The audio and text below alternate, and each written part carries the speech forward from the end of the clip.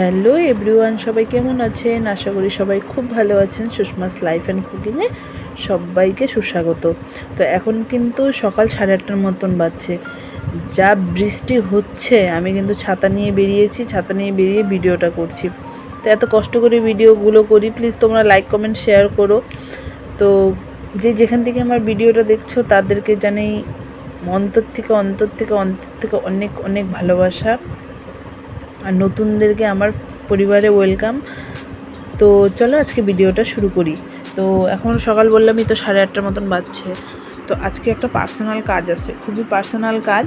হ্যাঁ, তো সেটা তোমাদেরকে আমি দেখাতে পারবো না, কারণ ওই যেখানে আমি যাচ্ছি সেখানে ক্যামেরা নট অ্যালাউ। তো যাই হোক, একটা আমার বিশেষ কোনো একটা কাজ আছে, সেই কাজটা আমি তোমাদেরকে বললাম না। আর তো আমি আর পূজা কিন্তু রান্নাবান্না সব কাজকর্ম করে, রান্নাবান্না করে দুই বাচ্চাকে দুই বাবার কাছে দিয়ে, মানে ওদের বাবাদের কাছে দিয়ে কিন্তু আমি আর পূজাই 12টা নাগাদ বেরিয়ে পড়েছি। তো আমরা যাচ্ছি এখন আলিপুরে। এখন যদিও একটু বৃষ্টিটা কম আছে, কিন্তু জানো এই মানে কতদিন থেকে যে এরকম বৃষ্টি হচ্ছে যে কি বলবো।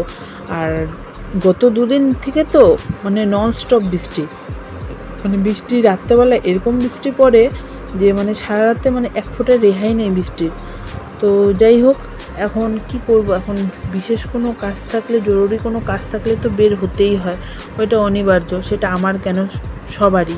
রাস্তাঘাটে কিন্তু সেরকম লোকজনের ভিড় নেই, অন্যদিন যেরকম ভিড় থাকে সেরকম কিন্তু ভিড় নেই। হয়তো যাদের যতটুকু প্রয়োজন কাজ, তারা অতটুকুই হয়তো লোকজন বেরিয়েছে।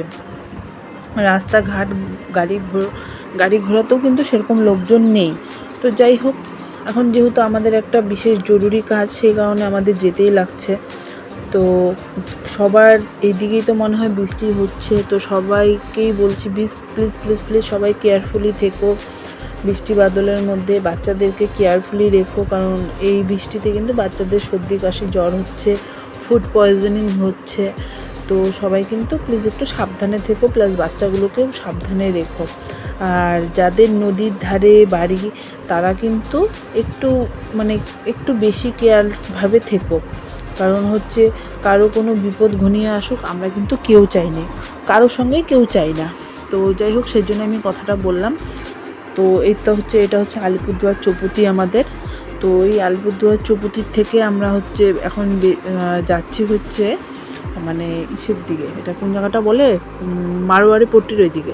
তো যাই হোক, আমরা কিন্তু কাজকর্ম করে, আমাদের 1 ঘন্টার কাজ ছিল, কাজ করে কিন্তু আমরা 2 জায়গায় বেরিয়েছি। তো আরও কয়েকটা মানে কেনাকাটি বলতে একটু স্টেশনারি কেনাকাটি ছিল। সামনে তো আমার যাত্রা তো বোনের যমজ মেয়ে হয়েছে। তো এর আগে অনেক দিন আগে ভিডিওতে তোমাদেরকে দেখিয়েছিলাম আমার 2টা ভাগ্নি হয়েছে। তো তাদের এর মধ্যে হচ্ছে রাইস সেরিমনি, মানে হচ্ছে অন্নপ্রাশন। তো যাই হোক, সামনে অন্নপ্রাশন, তো ওদের জন্য গিফটও কিনতে হবে। তো ওদের জন্য গিফট কিনবো, আর হচ্ছে আমাদেরও নিজস্ব, যেহেতু ফ্যামিলি প্রোগ্রাম, টুকটাক তো কেনাকাটা থাকে, তো সেগুলো কেনাকাটি করব। তো কপালটা আমাদের এতটাই খারাপ, আমরা মানে গিফট যেটা কিনতে চাচ্ছিলাম সেরকম আমরা গিফট পাইনি কি, দোকানই বন্ধ ছিল।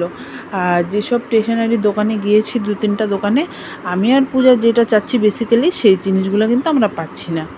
তো যাই হোক, হতাশা হয়ে 2 জন মিলে ভাবলাম চলো তাহলে ফুচকাই খেয়ে নিই, আর কি করব, যখন পাইনি আর না পাওয়া নিয়ে সন্তুষ্ট থাকতে হবে। তো এরপরে ভাবলাম বাজার যাব।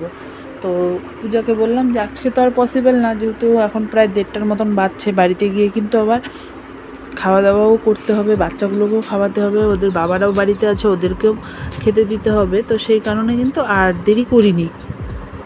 তো আমরা কিন্তু এখান থেকে 1:30টার সময় বেরিয়ে গেছি। তো যেটা বলছিলাম, তো বাচ্চাগুলোর জন্য যা কিনবো ভাবলাম, আমি কিন্তু সেগুলো কিনতে পারিনি। তো যাই হোক, এখন কিনতে পারিনি যখন তো আর কিছু বলার নেই। তো যখন গিফট কিনবো সেটা তো তোমাদেরকে অবশ্যই দেখাবো। তো এখন আর কি করার, কপালটা আমাদের খুবই খারাপ আজকে। মানে যে কাজে গিয়েছিলাম, পার্সোনাল যে কাজটা ছিল সেই কাজটা হয়েছে, কিন্তু একটু কেনাকাটি করতাম, একটু মানে গিফটটা কিনতাম, সেটাই করতে পারিনি। তো যাই হোক, ওই মন খারাপ নিয়েই চলে যাচ্ছি বাড়িতে। আর এই দেখো, আমাদের ফ্লাইওভারের থেকে আমাদের আলিপুরদুয়ারকে দেখছো, চারিদিকে সবুজ, আকাশে এক রাশ মেঘ, মানে কখন যে ফেটে পড়বে আকাশ ভগবান জানে, কালো হয়ে আছে পুরো আকাশটা। তো যাই হোক, এই কালো হওয়ার মধ্যেও কিন্তু হালকা হালকা রোদ্দু উঠেছে। তো বাড়িতে কিন্তু দুনিয়ার জামা কাপড় যেন ধুয়ে রাখা আছে।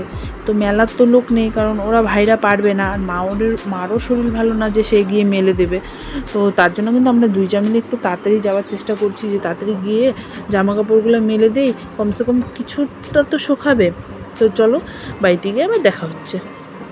তো এখন বাড়িতে এসে কিন্তু জামা কাপড় চেঞ্জ করে সমস্ত ঘর দুয়ার ঝাড় দিয়ে জামা কাপড় মেলে কিন্তু এখন কিন্তু বাচ্চাগুলোকেও খাওয়ানো হয়ে গেছে।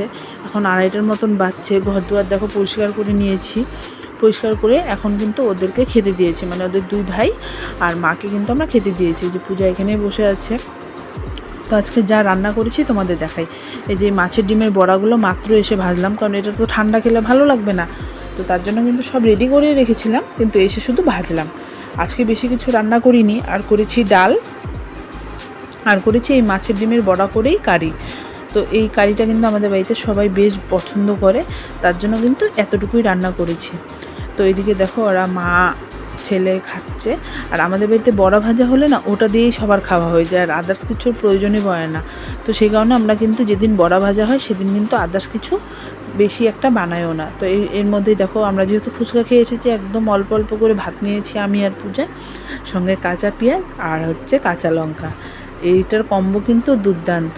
তো চলো এখন খাওয়া দাওয়া করে নিই। তো দেখতেই পাচ্ছ পিছনে ঘড়িতে কিন্তু এখন 3টা বাজছে। তো আমি আর আমার জামাই কিন্তু সবসময় সবার লাস্টে খাই।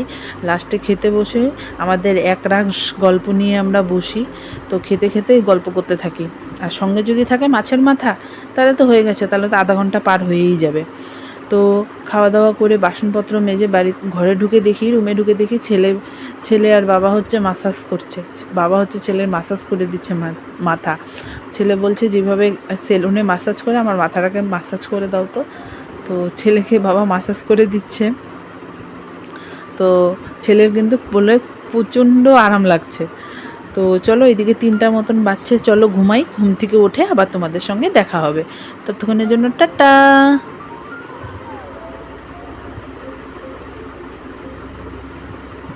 তো সন্ধ্যার সময় যে আবার ফিরে আসলাম, এই দেখো ঘুমের থেকে উঠে কান্না শুরু করছে। জানো কান্নাটা কিসের জন্য? কান্নাটা হচ্ছে ও নানু বাড়ি যাবে, মানে আমার বাপের বাড়ি যাবে। আর আমার শ্বশুর বাড়ি আর বাপের বাড়ি তো দূরত্ব বেশি না, আর বাবাকেও বলছে। তো এর মধ্যে আবার আমার বাবাও ফোন করে ফেলেছে। তো বাবাকেও আরও বললো যে ও নানুর কাছে যাবো। আমার বাবাকেও প্রচণ্ড ভালোবাসে। তো ওর বাবা বললো আচ্ছা তারা চাটা খেয়ে নিই তারপরে যাই, কিন্তু ওর কি আর ওই সহ্য আছে বলো? তো যাই হোক এই যে কানতেই আছে। তো যাই হোক এখানে বাপি চা খাচ্ছে, আমারও চাটা দিচ্ছে। আর তোমাদেরকে বলেছিলাম না আমার কলার বোনের হাড্ডিটা প্রচণ্ড ব্যথা, মানে হাতটা প্রচণ্ড ব্যথা। এই যে পূজা এখানে ওষুধ দিয়ে গেল, ওষুধটা একটু খেয়ে নেব। চলো খেয়ে, এই যে পূজাই ওকে তৈরি করে দিয়েছে, দেখো আর বাবার আগেও কিন্তু বেরিয়ে গেছে। আর এইদিকে দেখো আমাদের বাড়ির সামনে বডিগার্ডটা বসে আছে। তো এদিকে কিন্তু বুনটিও জিদ করছে যাওয়ার জন্য। তো যাই হোক বাপি কিন্তু ফাঁকি দিয়ে বেরিয়ে পড়লো। তো ওইদিকে একটু তো খিদাও পেয়েছে, বুনটিকে তো একটু সামাল দিতে হবে। তো তার জন্য বললাম চল বাবা তোর জন্য আলু পরোটা বানাই। তো একটা শর্টকাট আলু পরোটার রেসিপি তোমাদেরকে শেয়ার করব, দারুণ হয়। তো আমি আজকেই প্রথম ট্রাই করেছি, একদিন তোমাদের সঙ্গে অবশ্যই ট্রাই করব, তোমাদের সঙ্গে শেয়ার করব। তাহলে আর কি আজকের জন্য তাহলে এই পর্যন্তই থাক ভিডিওটা। বেশি বড় হলে তোমাদের দেখতে ইন্টারেস্ট লাগবে না। আর সবাইকে বলছি দেখতে হলে ফুল ভিডিও দেখো, নাহলে কেউ প্লিজ দেখো না, ঠিক আছে? থাক আমার চ্যানেলের ভিডিও এরকমই থাক। আমি যেদিন মরে যাব আমার ফ্যামিলির লোক আমার ভিডিওগুলো দেখবে বা আমার গলার আওয়াজটা শুনতে পাবে। তোমরা আধা ল্যাসরা কিন্তু কেউ দেখো না। তো চলো আজকের জন্য এই পর্যন্তই রইল ভিডিওটা।